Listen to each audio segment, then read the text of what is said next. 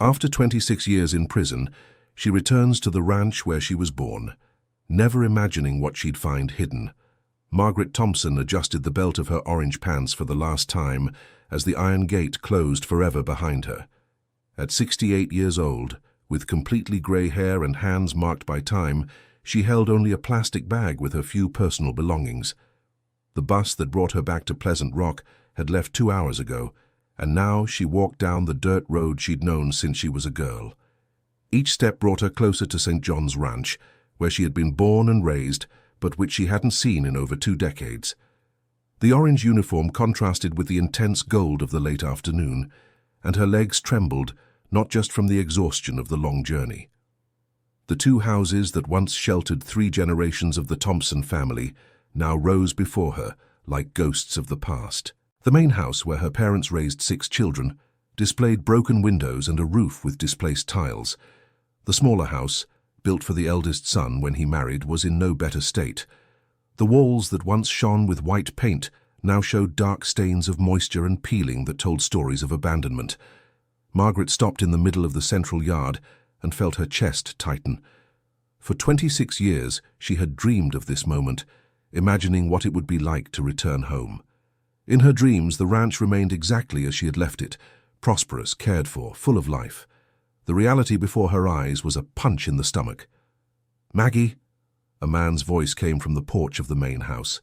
She turned and saw Daniel, her younger brother, now 62. The skinny boy who played with her among the fruit trees had become a stout man with a prominent belly and a face marked by the harshness of rural life. He did not smile upon seeing her. "Hi, Dan," she said, trying to sound more confident than she felt. Daniel slowly descended the 3 steps of the porch like someone who has all the time in the world. His eyes scanned the orange uniform from top to bottom, and Margaret felt the weight of judgment in her brother's gaze. "Wasn't expecting you today," he said, stopping about 10 feet away. "The paperwork came through sooner than they expected. I decided not to call you. Wanted to surprise you." "Surprise," he repeated, but with no joy in his voice. "That's certainly what you did." The silence between the siblings stretched for long seconds. Margaret expected a hug, perhaps tears of joy at the reunion. Instead, she found coldness and distance. All these years, Daniel had visited the prison only 3 times, always with short, awkward conversations. "The houses look different," she commented, trying to break the ice. "Yeah, things changed a lot after you left." "I didn't leave, Dan. I was taken away." He sighed and put his hands on his hips in a pose she remembered well from childhood. It was Daniel's way when he was about to deliver bad news. "Look, Maggie, I need to tell you something. You can't stay here for long." "What do you mean? This is my home. Our home." "It was. Now things are different. I've been managing the property for over 20 years. I have my family here. My kids grew up on this land. And that doesn't make me any less your sister." Helen, Daniel's wife, appeared in the doorway of the main house. She was a thin, nervous woman of 55 who had always treated Margaret with polite distance. Now her presence carried a palpable tension. "Good afternoon, Margaret," Helen said, wiping her hands on her apron. "Did you arrive today?" "She did," Daniel answered for her, "and I was explaining the situation." "What situation?" Margaret asked, feeling a chill in her stomach. Daniel took a deep breath and looked directly into his sister's eyes.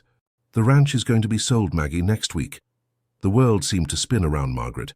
She reached out to steady herself against a nearby tree, but her legs gave way, and she ended up sitting heavily on a fallen log. "Sold? What do you mean sold?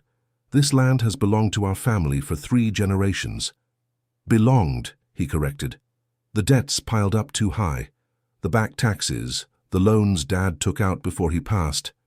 We couldn't keep up anymore. But I have rights to this property."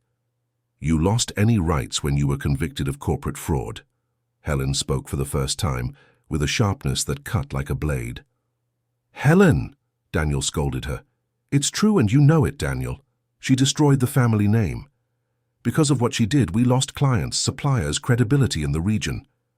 Margaret felt the tears burning in her eyes. For 26 years she had carried the weight of the conviction, always proclaiming her innocence to anyone who would listen. In the early years, Daniel still showed some doubt about her guilt.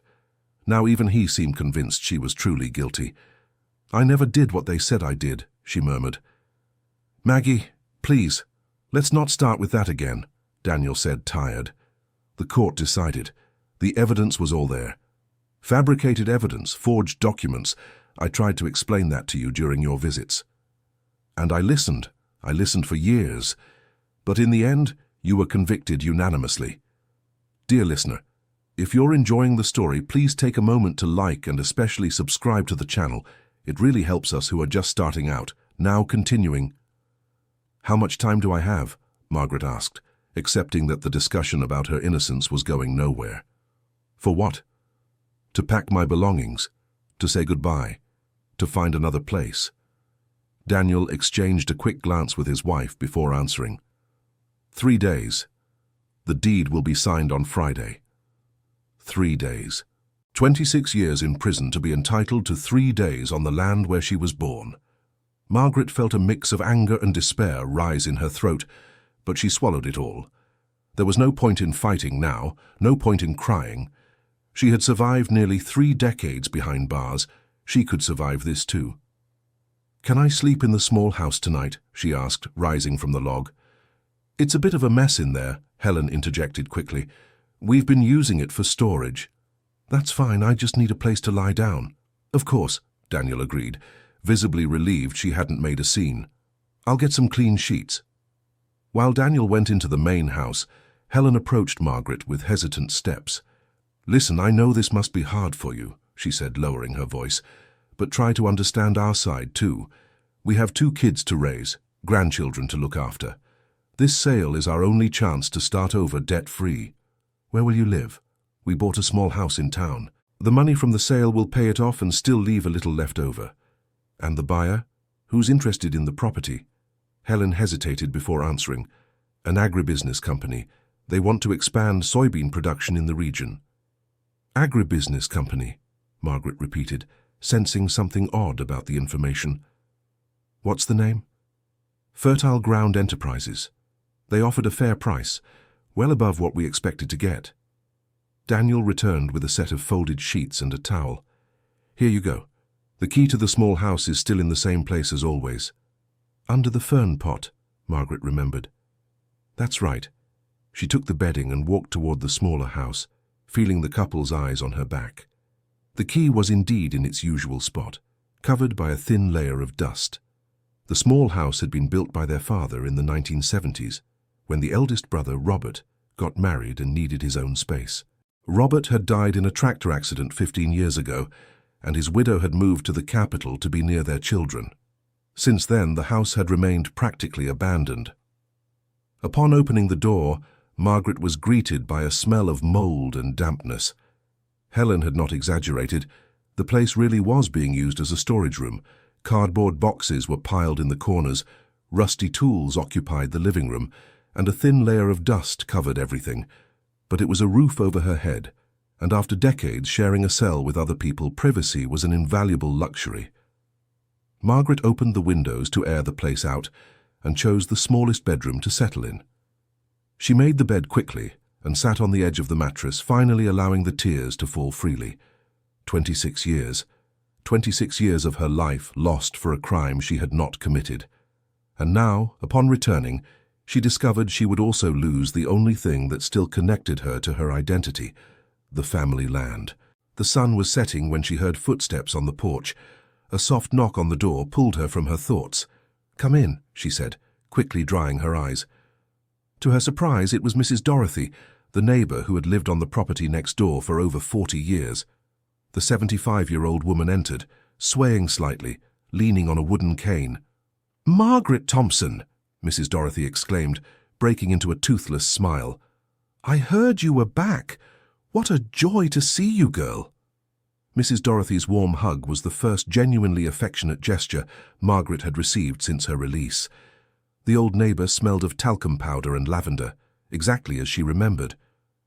"Mrs. Dorothy, you haven't changed a bit." "Yes, I have, child. I'm old and rheumatic, but the heart remains the same."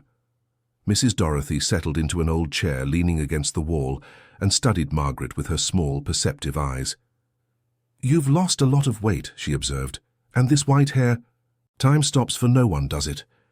"It's true. Sometimes I look in the mirror and don't recognize myself. And what was it like in there? Can you talk about it?" Margaret hesitated. For years, the only people who asked questions about prison were social workers, psychologists, and other professionals. No one had ever asked out of simple human interest. "It was hard, Mrs. Dorothy, very hard, especially at the beginning." "I can imagine.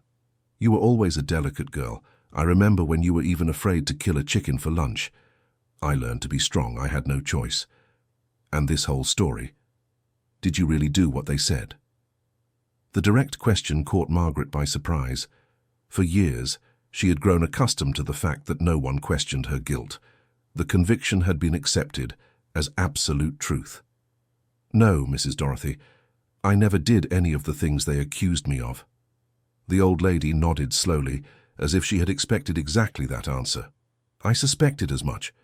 You didn't have enough malice in you for something like that. But everyone believes I'm guilty, even my own brother." "Everyone believed what was easiest to believe," Mrs. Dorothy corrected. "It's simpler to accept the official version than to question why." "What do you mean?" "You disappeared overnight. Your family was devastated, confused. It was easier to accept that you had done something wrong than to admit that maybe the judicial system had made a mistake." Margaret had never considered that perspective. All these years she had felt betrayed by her family's lack of support. Now, for the first time, she began to understand that perhaps they were also victims of the situation. "Mrs. Dorothy, do you know about this story of selling the ranch?" The neighbor's face tightened slightly. "I do. Everyone in the region is talking about it." "And what do you think, Ma'am?" "I think it's strange." "Strange how?" Mrs. Dorothy looked around as if wanting to make sure she wasn't being overheard. "Margaret, can I ask you a question? Do you trust me?" "Of course, Mrs. Dorothy. You've always been like a second mother to me." "Then listen to me carefully.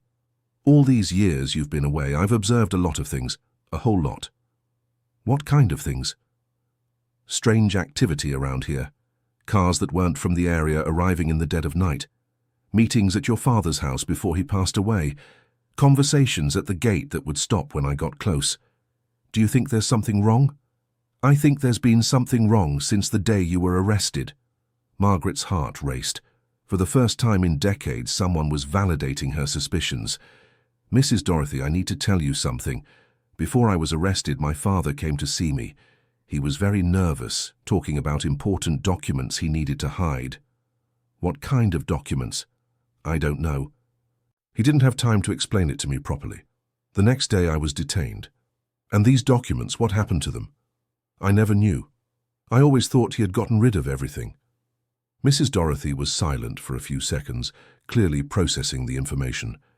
"Margaret, have you ever looked for them?" "Looked where?"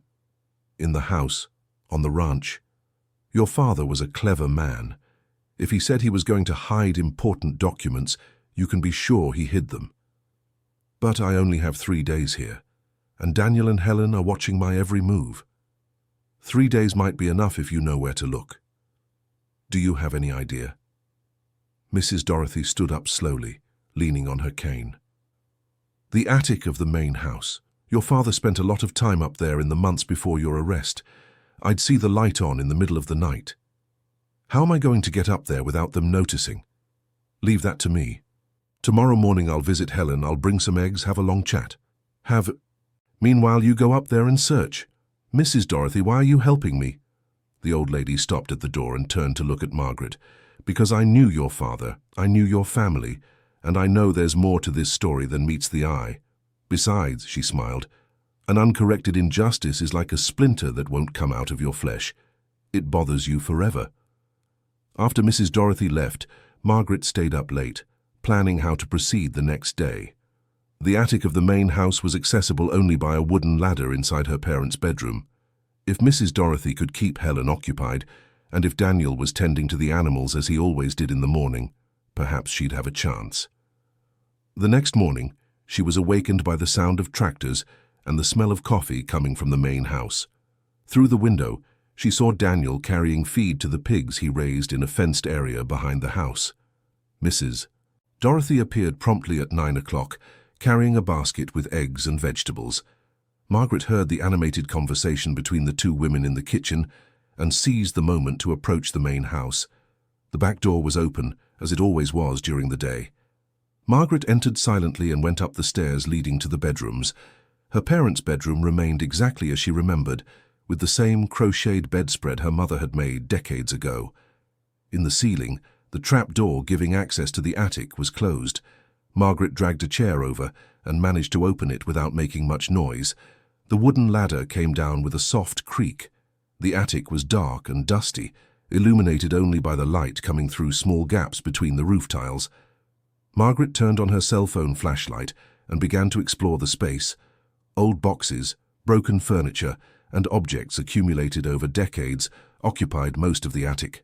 But in the darkest corner, under a plastic tarp, she found something interesting. A shoebox tied with string. With trembling hands, she undid the knot and opened the box. Inside were dozens of documents organized in envelopes with handwritten dates. Letters, contracts, handwritten notes from her father. Margaret picked up some papers at random and began to read by the light of her cell phone. What she saw took her breath away. It was a will. A will she had never seen before, dated just 2 weeks before his arrest. In it, her father left half the ranch directly to her, regardless of any legal proceedings. "My God," she whispered. She kept reading. There were correspondences between her father and a lawyer, discussions about evidence that would prove Margaret's innocence, and references to documents that would reveal the truth about the case. Margaret's blood ran cold when she read a specific letter, dated 3 days before his arrest. "Dr. William, as we discussed, the documents are safe. If anything happens to me, look for them in the place we agreed upon. My daughter is innocent, and these papers will prove it. I can no longer live knowing she will pay for crimes she did not commit." Dr. William. That name she knew. William Patterson had been the accountant at the company where she worked. He had been one of the key witnesses at her trial, stating categorically that she had falsified documents and embezzled money. And now she discovered that he and her father had been in secret correspondence. A noise of footsteps on the stairs made her quickly stash some documents in her blouse and put the box back in its place. When Daniel appeared in the room, she was coming down from the attic. "What are you doing here?" he asked, clearly annoyed. "Looking for some of Dad's mementos. Mrs. Dorothy said he kept old things in the attic. You can't go rummaging through things without permission. Daniel, we need to talk." "Talk about what?" "About Dad. About documents he might have left." Daniel's face changed subtly. Margaret noticed a tension she hadn't seen before. "What documents?" "Documents about my case. About my innocence." "Maggie, for God's sake, you're not going to start that story again. What if I told you I found proof?" "Proof of what?" "That I never committed the crimes I was convicted of." Daniel sighed deeply and sat on their parents' bed. "Even if you found something, what would that change now? You've already served your sentence. The case is closed." "It would change everything, Dan. It would change how the family sees me. It would change my right to this land. The land is going to be sold regardless of what you find. But if I can prove my innocence, I can contest that sale." The silence that followed was heavy with tension. Margaret watched her brother carefully and noticed something that troubled her. He didn't seem surprised by the possibility of documents existing that could prove her innocence. "Daniel," she said slowly, "did you always know I was innocent?" "Maggie, answer my question. It's not a question of knowing or not knowing. It's a question of it not mattering anymore." "Not mattering? You were gone for 26 years. I kept this property running by myself. I raised my family here. Now you want me to just hand everything over. You? Who are you?" Daniel realized he had said too much and stood up quickly. "Forget what I said. You have 2 days to pack your things and leave. A moment ago it was 3 days. I changed my mind." Margaret went down the stairs with her heart racing. Daniel had used the word you. Who else was he talking to about her situation?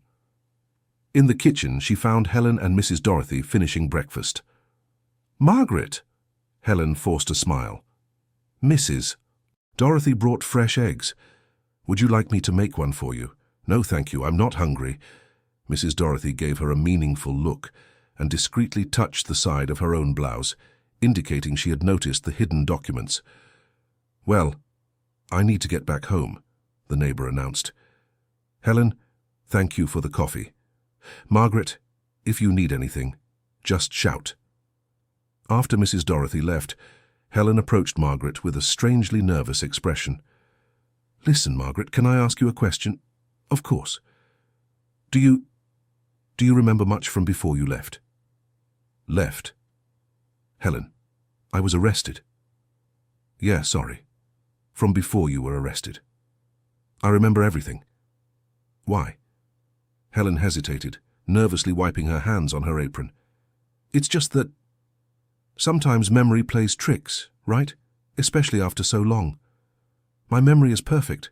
Why are you asking?" "No reason. Just curious." But Margaret sensed it wasn't curiosity. It was fear. For the rest of the morning, she stayed in the small house, studying the documents she had managed to get from the attic. The more she read, the more her indignation grew. There were correspondences between her father and the family lawyer discussing strategies to protect Margaret from the setup. There were handwritten notes from her father mentioning evidence against William and documents falsified by the accountant. Even more disturbing, there was a letter from her father to Daniel, explaining where to find the proof of Maggie's innocence if something happened to him. Daniel knew. He always knew.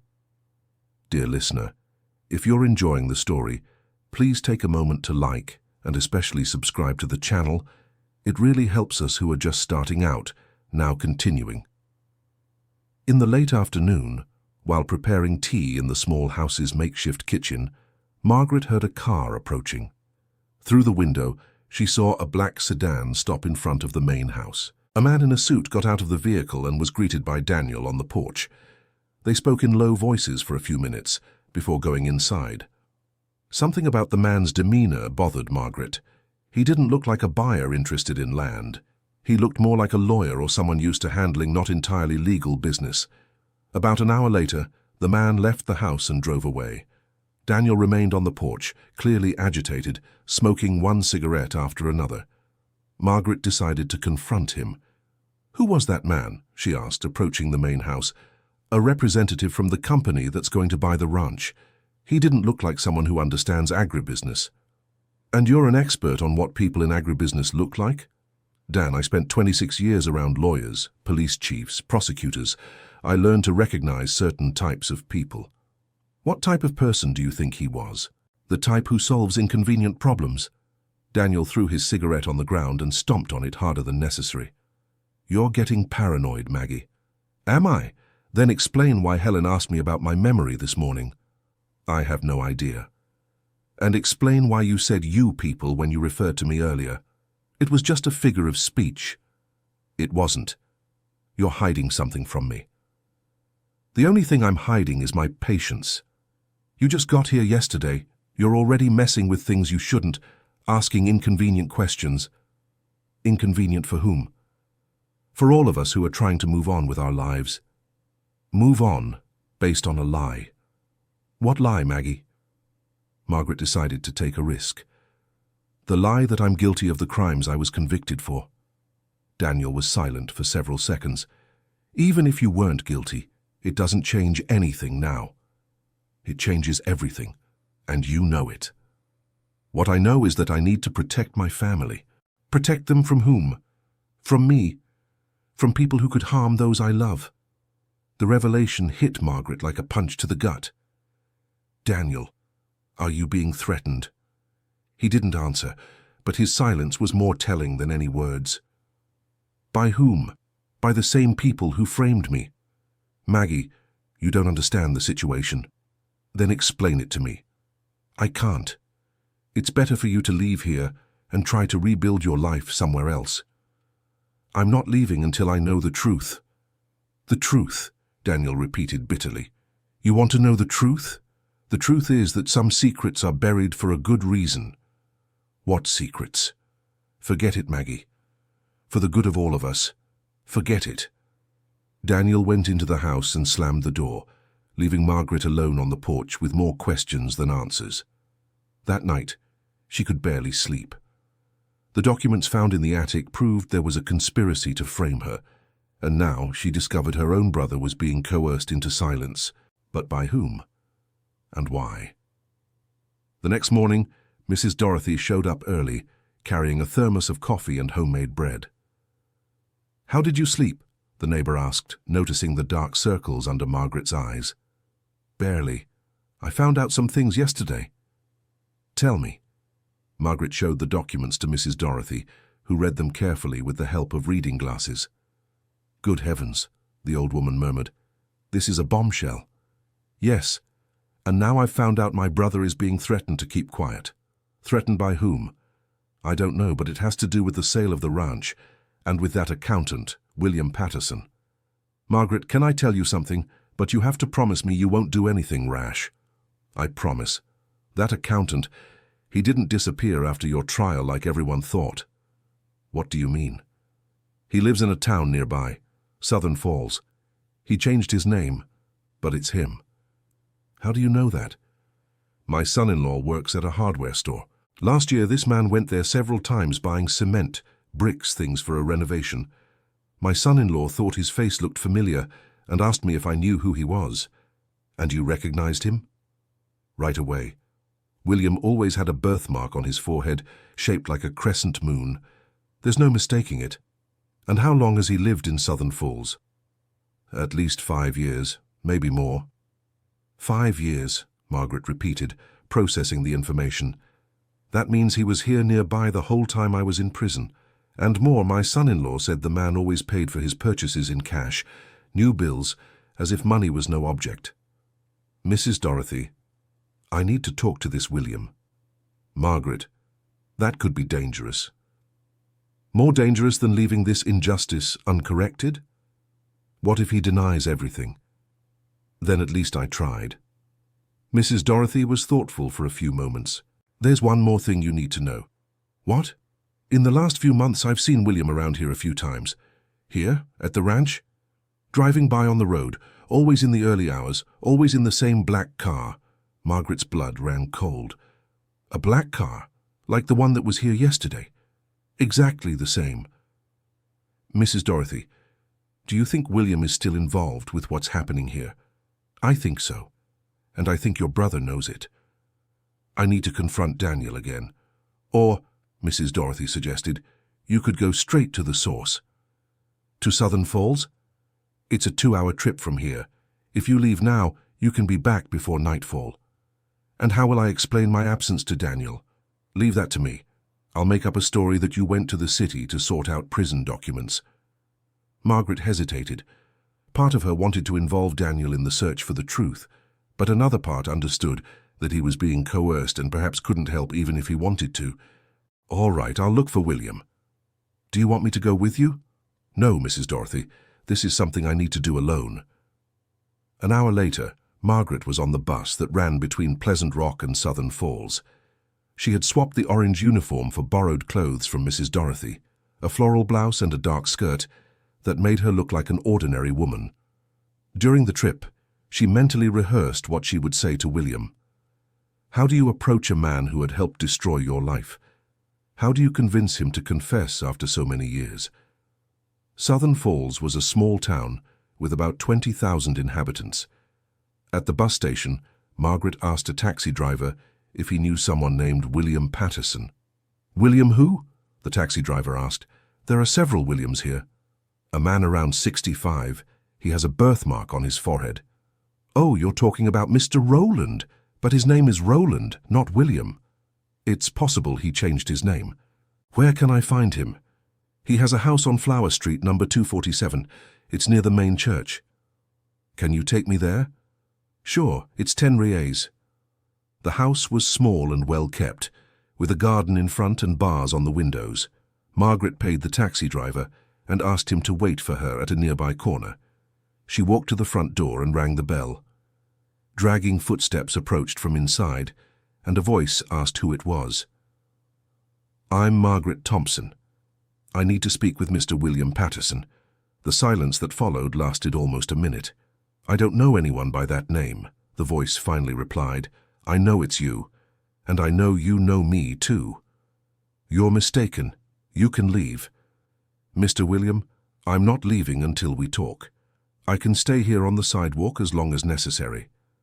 Another long silence. Then the sound of several locks being opened. The door opened slowly, revealing a man with graying hair, slightly stooped, with nervous eyes. The moon-shaped birthmark on his forehead was exactly as Mrs. Dorothy had described. "What do you want?" he asked, without fully opening the door. "To talk about what happened 26 years ago." "I have nothing to say about that." "Then you admit you remember me." William sighed and looked around as if wanting to make sure no one was watching them. "Come in, but make it quick." The inside of the house was modest but comfortable. Simple furniture, a small television, some well-tended plants. It didn't look like the home of someone who had grown rich from fraud. "Sit," he said, pointing to a checkered fabric sofa. Margaret settled in, while William remained standing, clearly agitated. "How did you find me?" "That doesn't matter. What matters is that I found you." "What do you want from me?" "The truth." "The truth about what?" "About the forged documents, about the embezzled money, about everything I was convicted for." William began pacing back and forth in the small room. "You've already served your time. Why stir this up now?" "Because I was innocent, and you know that. I don't know anything." "Mr. William, I found letters between you and my father, correspondence where you discussed evidence of my innocence." The man stopped pacing and looked directly at her for the first time. "What letters?" "Letters where my father said he had documents that would clear me of the charges, and where you offered to help." William sank into an armchair, as if his legs had lost their strength. "Your father shouldn't have kept those letters." "So it's true? There is evidence of my innocence?" "There was." "Was?" "Margaret, you don't understand what you're stirring up." "Then explain it to me." "I can't." "Why?" "Because you're still being threatened by the same people who framed me." William's eyes filled with fear. "Who told you that?" "No one needed to tell me. It's obvious you didn't act alone." "Margaret, leave. Forget this story. Rebuild your life somewhere else." "I won't forget. I lost 26 years of my life because of a lie. And you could lose the rest if you keep stirring this up." "Is that a threat?" "It's advice. From someone who knows what these people are capable of." "What people?" William stood up and went to the window, peering through the curtains. "Margaret, I'm going to tell you what happened, but if anyone ever asks, you deny you saw me, deny we talked, deny everything." "All right. I needed money. A lot of money, quickly. My daughter was sick, she needed expensive treatment abroad. And so? A group of businessmen from the capital approached me. They said they needed someone trustworthy to make some accounting adjustments." "What kind of adjustments?" "Money transfers that couldn't appear in the official books, documents that needed to be modified to hide certain transactions." "And the company where I worked?" "It was one of many they used to launder money. You discovered the irregularities by chance when you were organizing the files, and you all decided to frame me to protect the scheme. It wasn't my idea. When you started asking questions, they said it was easier to pin the blame on you than to explain what was really happening." "And you agreed? I needed the money," he exploded. "My daughter was going to pass if she didn't get the treatment." "And did she get the treatment?" William lowered his head. "She did. And she's alive. She lives in Canada now, has children, a good life. At the cost of my life being destroyed. Margaret, I know it's worthless, but I regret it every day. If you regret it so much, why didn't you help me during the trial? Because they told me if I opened my mouth they'd do the same thing to me, and that they'd go after my family too. And now? Do they still control you? Margaret, you don't understand. These people haven't disappeared, they just changed their strategy. What do you mean? The group behind it all kept growing.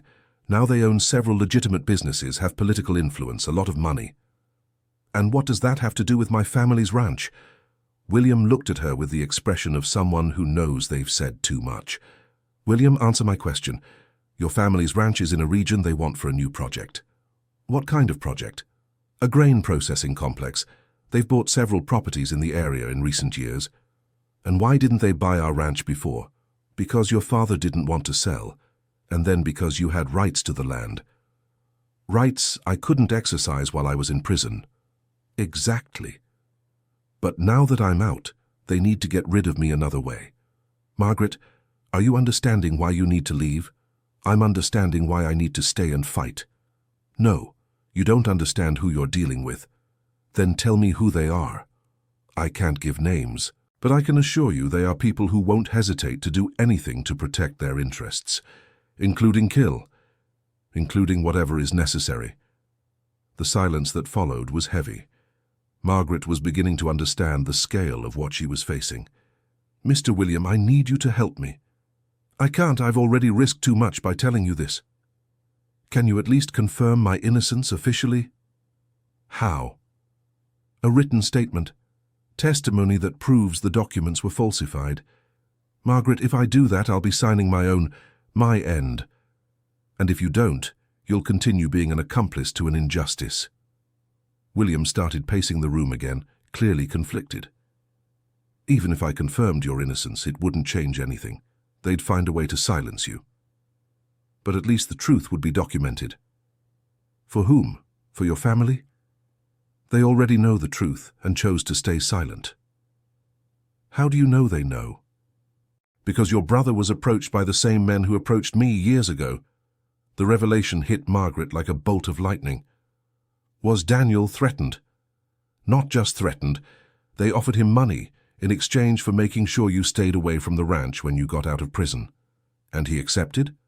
At first he refused. He said you were his sister, that you had rights. And then? Then they showed him pictures of his kids leaving school. Margaret felt nauseous. They threatened the children? Not directly, but the message was clear. That's why he wants me to leave. That's why he needs you to leave. And the sale of the ranch? Is it to these people? The company Fertile Ground Enterprises is a front. The real owners are the same ones who engineered your conviction. Margaret was silent for several minutes, processing all the information. Mr. William, even knowing all this, I'm not going to give up. You're making a mistake. Maybe. But it's my mistake to make. What if they hurt your family? Then I'll have to find a way to protect them. How? You have no power, no money, no influence. But I have the truth, and now I have proof. What proof? The documents my father hid, the letters, the will. William shook his head. That won't be enough. It might not be, but it's a start. Margaret, I'm going to give you some advice. If you really want to face these people, you can't do it alone, and you can't trust anyone in your family. Who can I trust then? I don't know. Perhaps a lawyer from outside the region, someone with no local connections. Do you know anyone like that? No. But you can look. And what about you? Are you going to keep pretending you know nothing? Margaret, I'm 68 years old. My daughter is doing well. My grandchildren are growing up. I'm not going to risk all that because of something that happened 26 years ago, even knowing it's the right thing to do. Sometimes doing the right thing isn't doing the smart thing. Margaret got up from the sofa. Mr. William, I understand your position, but I can't accept it. You're going to try to face them anyway. I am. Then at least be smart. Don't trust anyone who might have been bought or threatened. Does that include my brother? Especially your brother. At the door, William took her by the arm. Margaret, if you change your mind, if you decide to leave and start over somewhere else, I'll help you. I have some money saved. I can give you an amount to get settled. Thank you, but it won't be necessary. At least think about what I said. I'll think about it. Back in Pleasant Rock, Margaret spent the entire bus ride mentally organizing the information she had uncovered. The puzzle was finally coming together, but the full picture was more frightening than she had imagined. Her conviction hadn't been a common judicial error. It had been a carefully planned operation by powerful people who wanted to protect a money laundering scheme. And now the same people wanted the family ranch to expand their business. Daniel wasn't a willing traitor. He was a victim, just as she had been. The difference is that he had chosen to submit to the threats to protect the family, while she had chosen to fight. But fight whom exactly? William had refused to give names, and if she didn't know who her enemies were, how could she protect herself from them? When she arrived at the ranch, it was already getting dark. Daniel was waiting for her on the porch of the main house, visibly nervous.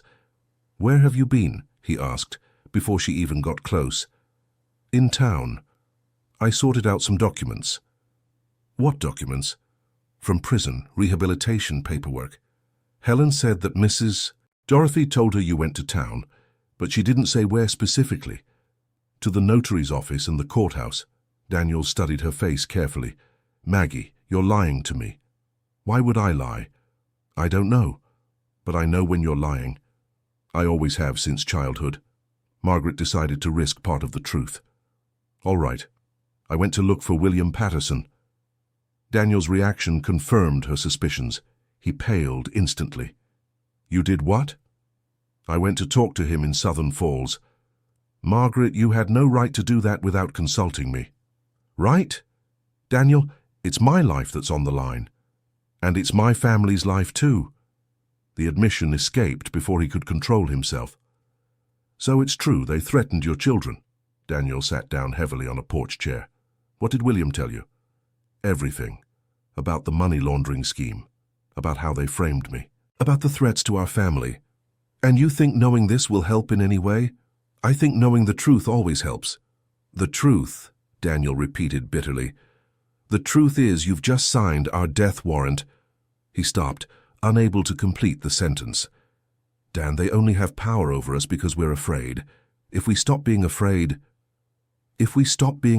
my children could get hurt. And if we keep being afraid, we'll lose everything our father built. Better to lose the ranch than to lose the family."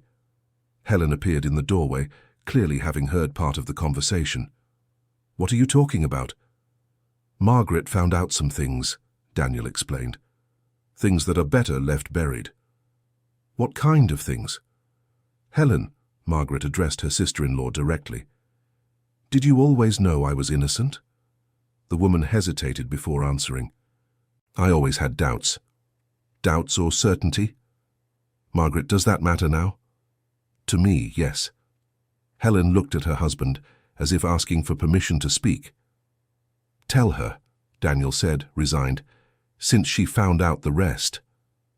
2 weeks after your arrest," Helen began slowly, "a man showed up here, said he represented important people from the capital." "And what did he want?"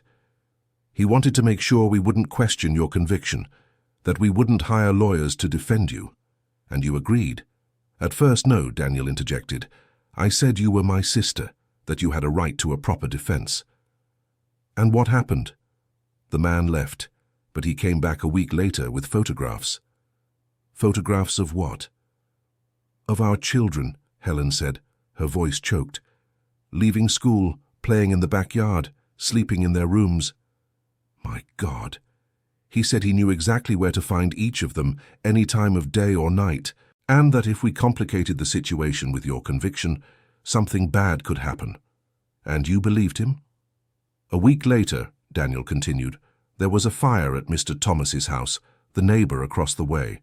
The whole family escaped, but just barely." "You think it was intentional?" "The firefighter who investigated said it was an accident, electrical problem, but Mr. Thomas had publicly questioned your arrest a few days before. And after that you got scared." "We were terrified," Helen corrected. "Imagine you, a mother, receiving threats against your children." "I understand, and I understand why you did what you did." "You really do?" Daniel asked, surprised. "Of course. You protected your family. I would have done the same thing." "But now you're leaving?" Helen asked hopefully. "No." "Margaret," Daniel stood up. You can't do this to us. I'm not doing anything to you. I'm doing something for me. And if they carry out the threats, then we'll have to find a way to protect ourselves. How? We're simple country people. They have money, influence, connections. They have secrets, and secrets can always be exposed. Helen and Daniel exchanged a worried look. Margaret, are you sure you know what you're doing? Helen asked. I'm sure of what I won't do. I won't run away again. I ran once when I was arrested. This time, I'm going to fight. And what if fighting means putting our children in danger? Helen's question hit Margaret in her most sensitive spot. She had the right to risk her own life to clear her name, but did she have the right to risk the lives of innocent children? Do you have a safe place where you can take the children? Why?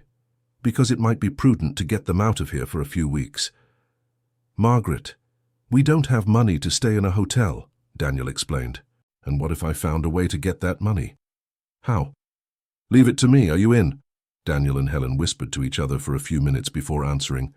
If you can guarantee the children's safety, we support you, Daniel finally said. Even knowing it might mean losing the ranch? I'd rather lose the ranch honestly than be forced to sell it. Margaret smiled for the first time since she had arrived. Finally, her family was on her side. Then let's do it this way. Tomorrow you take the children to a safe place. I'll stay here and wait for their next move. Alone? Mrs. Dorothy is going to help me keep watch over the property. Margaret, this is too risky, Helen protested. More risky than letting these people keep controlling us forever? The next morning, Daniel and Helen left with the two children heading to Helen's sister's house in a distant town 300 kilometers away. Officially, it was early school vacation. In reality, it was a security operation. Margaret was alone at the ranch for the first time in decades. The silence was both soothing and frightening. Mrs. Dorothy showed up shortly after the family's departure, carrying a small suitcase. I've decided to stay here with you for a few days, the neighbor announced. 2 elderly women are less threatening than one alone. Mrs. Dorothy, this could be dangerous. Dear, at 75 years old, I've already lived everything I had to live. Now it's time to help others live too. During the day, they organized the documents found in the attic and devised a strategy. Mrs. Dorothy had suggested finding a lawyer in the capital, someone with no ties to the region. I know a young man, she said, son of a friend of mine. He graduated from law school a few years ago and opened an office in Denver. Is he trustworthy? He's from an honest family, and he's just starting his career, so he has no commitments to powerful people. How can we contact him? I have his mother's phone number. I can call and ask him to come here. Do you think he would come? If I tell him it's important, he'll come.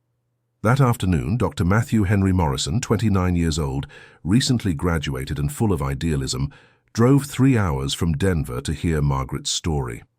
He was a tall, thin young man with prescription glasses and a well-worn leather briefcase.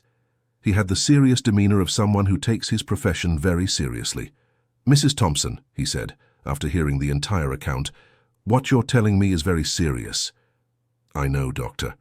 If it's true, we're talking about a conspiracy involving judicial authorities, witness tampering, document forgery. It's true, and I have proof. Matthew carefully examined all the documents Margaret had found. These papers really do prove irregularities in your case. But they also prove that you're messing with very dangerous people. Doctor, are you afraid? The young lawyer thought for several seconds before answering. I am, but I also have principles, and principles sometimes require courage. Does that mean you'll help us? It means I will study the case carefully and see what legal actions we can take. What kind of actions? First, a criminal review to overturn your conviction. Second, a lawsuit for moral damages against the state. Third, an investigation into the threats against your family. And how long would that take? Months, maybe years. And meanwhile, these people remain free to threaten us. Margaret, Mrs. Dorothy intervened, justice takes time, but it arrives. Mrs. Dorothy is right, Matthew agreed, but I can speed some things up if we get more evidence. What kind of evidence? Testimonies from other people who were pressured by the same group, Documents that prove their illegal activities. Evidence of the threats. How are we going to get that? Investigation and luck. Dear listener, if you are enjoying the story, please take a moment to like and especially subscribe to the channel. It helps us a lot as we are just starting out, now continuing. That night, Matthew stayed in the main house, occupying the guest room. Margaret and Mrs. Dorothy remained in the small house, but the three houses were connected by an intercom system that Daniel had installed years before. Around 2 in the morning, Mrs. Dorothy woke Margaret, whispering urgently, "There's someone outside." "Where?" "I saw a light moving between the trees. It looked like a flashlight." "How many people?" "I couldn't tell, but there are several." Margaret silently turned on the intercom to warn Matthew, but there was no answer. "He must be sleeping soundly," whispered Mrs. Dorothy. "Or something happened to him." The two women carefully approached the window. 3 men with flashlights were exploring the grounds around the main house. A 4th man was standing by Matthew's car. "They're looking for something," Margaret observed. "Or someone." One of the men headed toward the small house. Margaret and Mrs. Dorothy quickly hid in the back room. Heavy footsteps circled the house. The man tested windows and doors, but everything was locked. After a few minutes, he moved away. "Did they leave?" Mrs. Dorothy asked. "Not yet." Through the bedroom window, they saw the men gathering by Matthew's car. They talked in low voices for a few minutes before getting into a dark vehicle and driving off. "Now we can go see if Matthew is okay," Margaret said. They walked quickly to the main house. The front door was ajar. "Matthew?" Margaret called. "Dr. Matthew?" There was no answer. She turned on the lights and went upstairs. The guest room was empty, but there were signs of a struggle. The bedding was messed up, a chair knocked over. "They took him," Mrs. Dorothy said, her voice grim. "Took him where?" "I don't know, but this proves they know you are investigating." Margaret sat on the unmade bed, feeling the weight of responsibility. A young lawyer had been kidnapped because of her quest for justice. "Mrs. Dorothy, this is my fault. It is not your fault. It is the fault of bad people who don't want the truth to come out. But if I hadn't insisted on finding a lawyer..." Matthew knew the risks. He chose to help anyway. "And now what do we do?" "Now we look for Matthew, and we keep fighting." "How are we going to look for him? We don't even know who these people are." "We know some things. We know that William is involved. We know there's a company called Fertile Ground Enterprises. We know they want this property. That's not enough to find Matthew." "Maybe not, but it's enough to start applying pressure."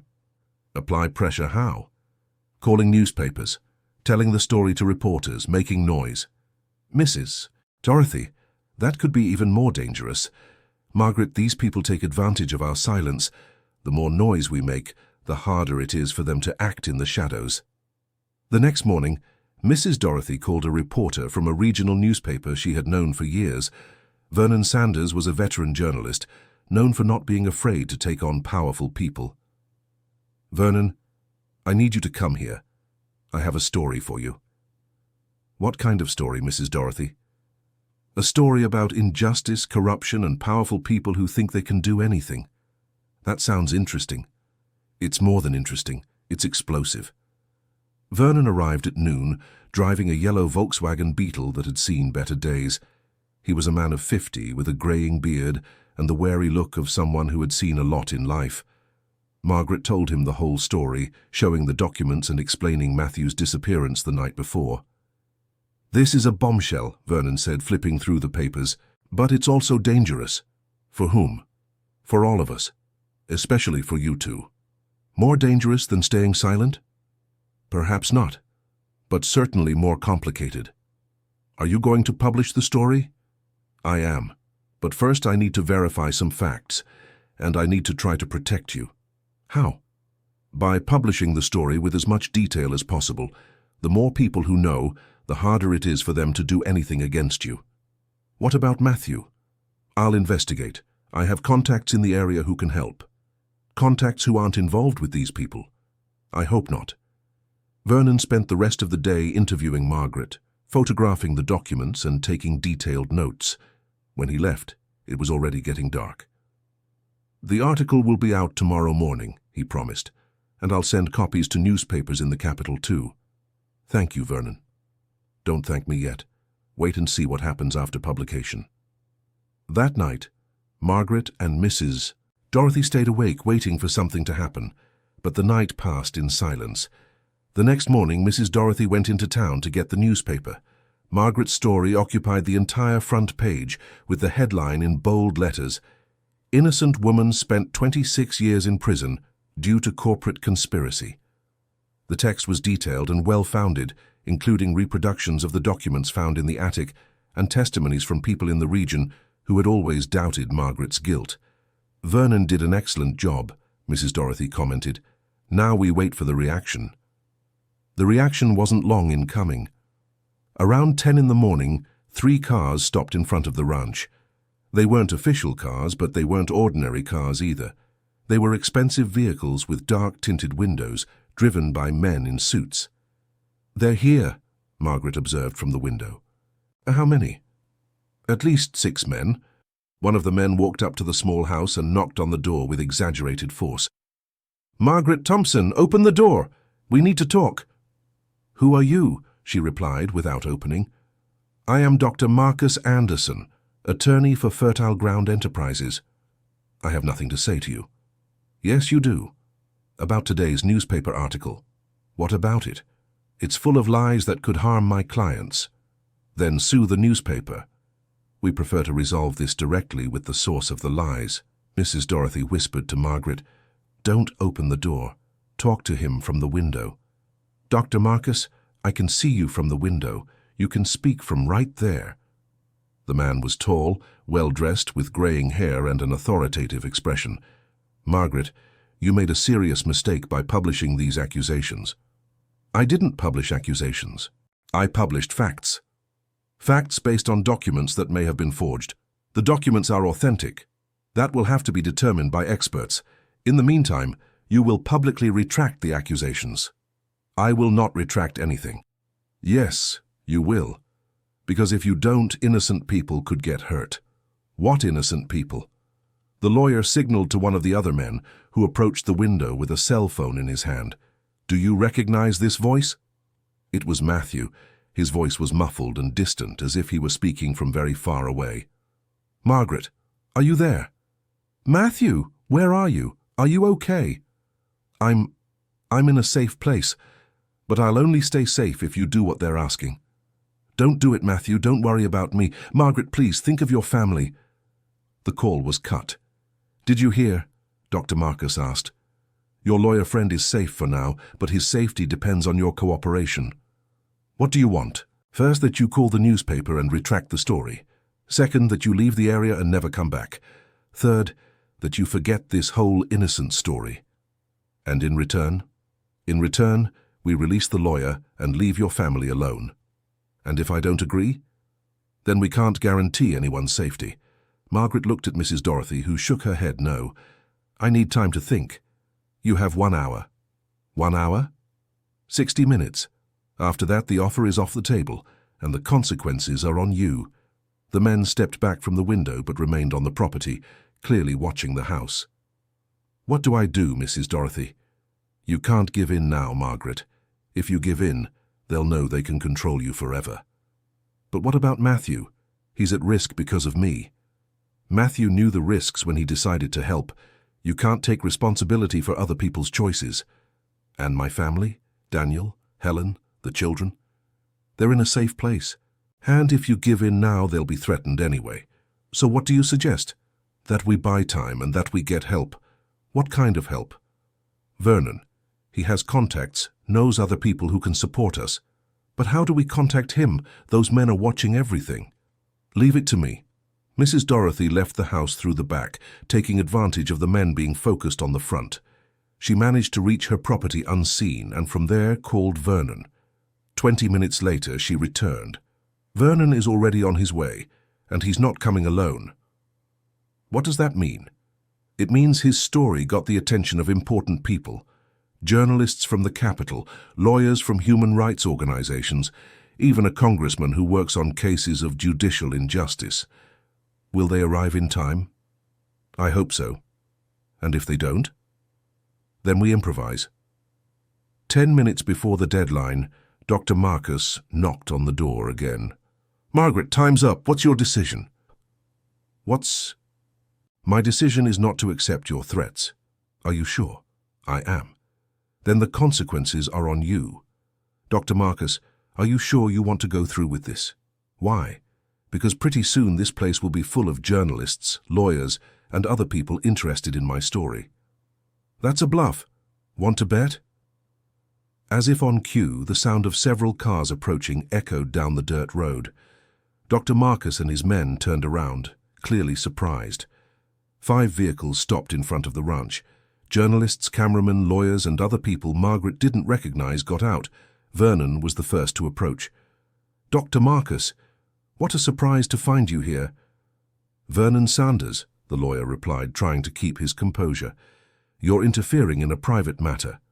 "A private matter? With 6 men intimidating 2 elderly ladies?" "We're not intimidating anyone. We came to clarify some incorrect information published in your newspaper." "Incorrect information?" A man in a blue suit approached. "Dr. Marcus, I'm a prosecutor from Denver. I read Vernon's story and found it very interesting." Dr. Marcus clearly didn't expect this development. "Doctor, Prosecutor Richard Thompson, I came here to hear Mrs. Margaret's account personally."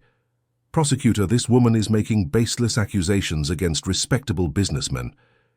"Then you won't mind if I investigate these accusations, will you?" "Of course not." "Great. And since you're here, perhaps you can explain why you brought 6 men to talk with 2 unarmed women." "We only came to clarify." "Clarify what exactly?" Dr. Marcus realized the situation was slipping from his control. "Prosecutor, this is a civil matter, a property dispute." "With threats and intimidation?"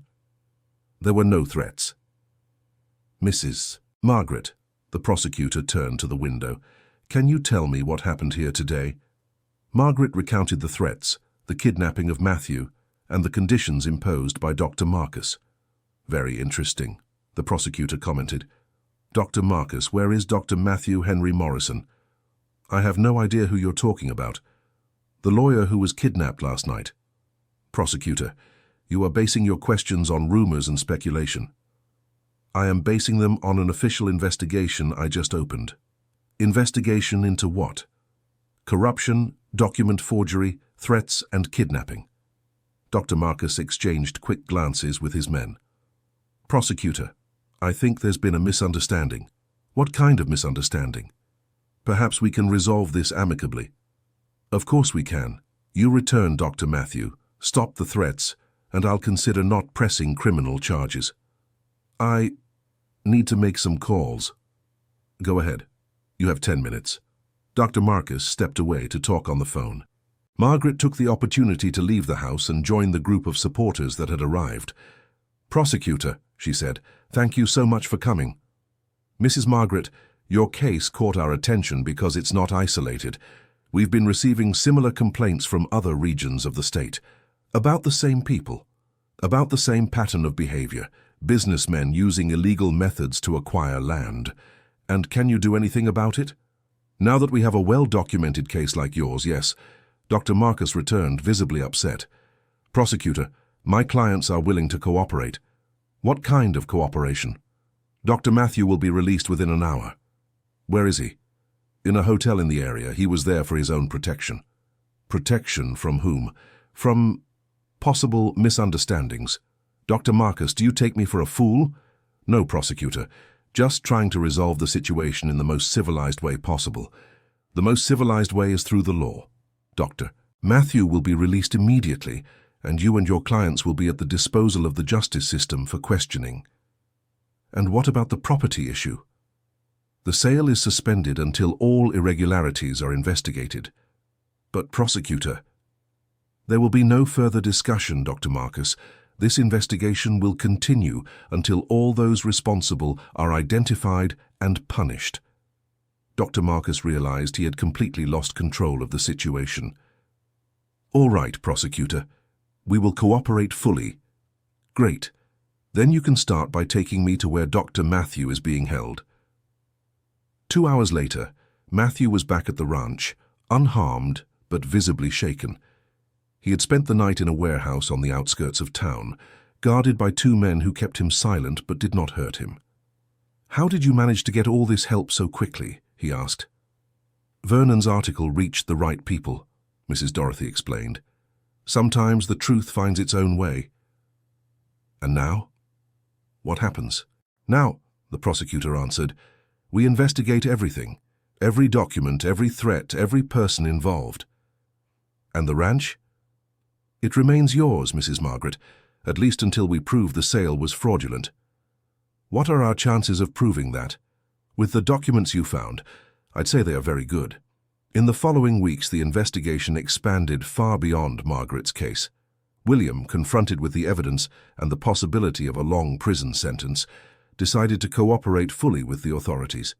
He revealed names, dates, amounts, and methods used by the group to force the sale of rural properties across the region. Fertile Ground Enterprises was just one of dozens of shell companies created to give illegal dealings a legal appearance. Daniel and Helen returned with the children after receiving protection guarantees from the authorities. The family could finally reunite without fear. "Maggie," Daniel said one afternoon as they sat on the porch of the main house, "I owe you an apology." "For what?" "For not fighting for you from the beginning, for letting fear speak louder than a brother's love." "Dan, you did what any father would do to protect his children. I understand. But you were my sister. I should have found a way to protect all of you. You did. You gave me a home to come back to, even when you didn't believe me. That gave me the chance to fight." "And now? What will happen to the ranch?" "The ranch is still ours. Only now we'll run it together as a family." Helen, who had remained silent, finally spoke. "Margaret, I need to apologize to you too." "For what, Helen?" "For doubting you, for letting fear and prejudice speak louder than reason. Helen, you protected your family. I have nothing to forgive you for." "Yes, you do. All these years I could have visited you in prison. I could have shown support, even if I couldn't do anything practical. That doesn't matter anymore. It matters to me, and I want you to know that from now on, you can count on me." 2 months after the events at the ranch, Margaret received an official compensation from the state for the wrongful conviction. The amount was enough to pay off all the property's debts and still modernize the production. More important than the money was the formal recognition of her innocence. After 26 years, she had finally cleared her name. Dr. Matthew became the family's lawyer and continued representing other victims of the same scheme.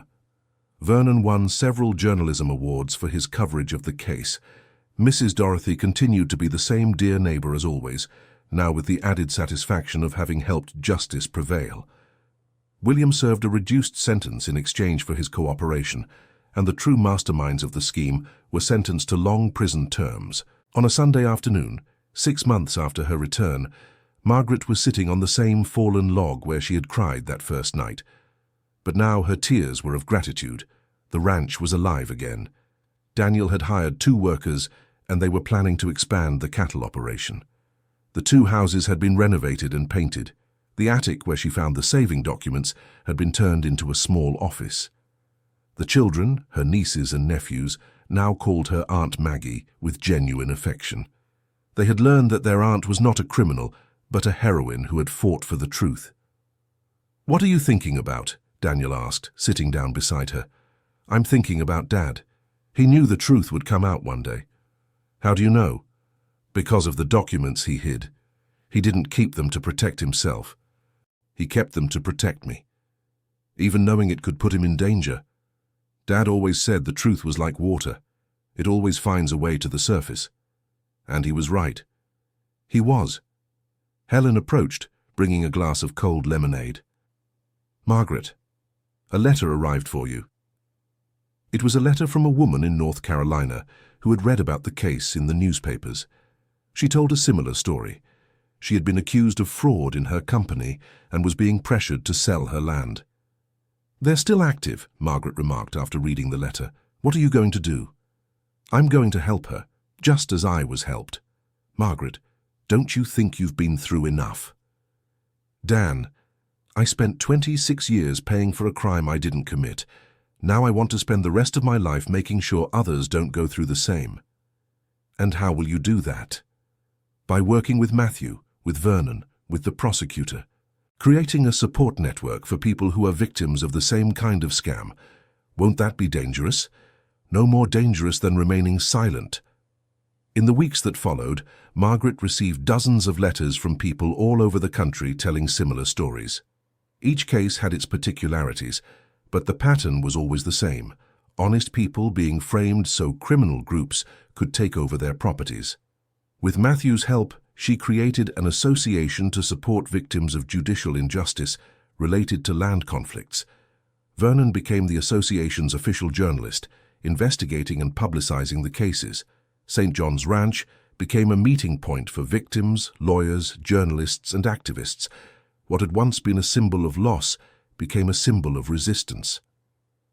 "You've become a leader," Mrs. Dorothy observed one afternoon as they watched an association meeting taking place on the main house's porch. "I became a survivor," Margaret corrected. "Margaret. And survivors have an obligation to help others survive. Are you proud of what you've achieved?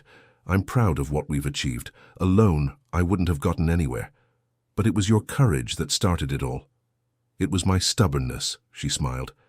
"I've always been too stubborn to give up." 1 year after her return, Margaret was invited to speak at the National Congress about judicial system reform. She, who had been silenced for decades now, had a voice to speak on behalf of thousands of victims of injustice. Her speech was broadcast live on television. Daniel, Helen, and the children watched proudly from their homes, while Mrs. Dorothy organized a neighborhood party to watch the broadcast. "Ladies and gentlemen of Congress," Margaret said, standing at the podium, "my name is Margaret Thompson. 2 years ago, I was just a number in the Brazilian prison system. Today, I am here to represent all the people who remain just numbers." Her speech lasted 20 minutes and was interrupted by applause several times. At the end, she received a standing ovation from the entire chamber. Back at the ranch, life resumed its quiet pace. Margaret woke up early every day, helped Daniel with the animals, took calls from people asking for help, and spent afternoons answering letters. At 69, she had found a purpose she never imagined having.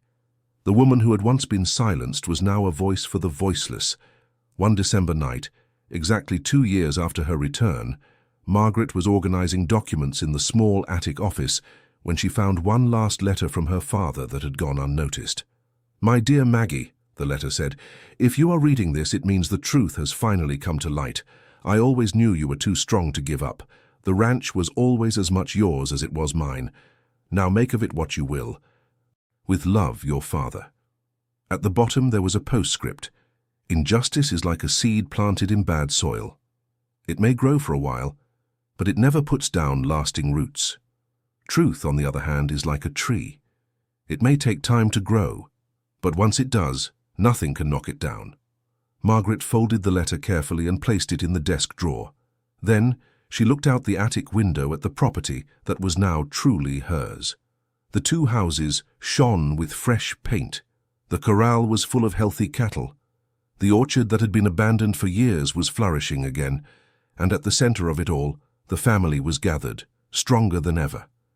She thought of her father's words about truth being like a tree. For 26 years, the tree of truth had grown in silence, nourished by the documents he had hidden and by her unshakable faith in justice. Now the tree was strong and leafy, offering shade and protection for all who needed it. Margaret smiled and turned off the office light.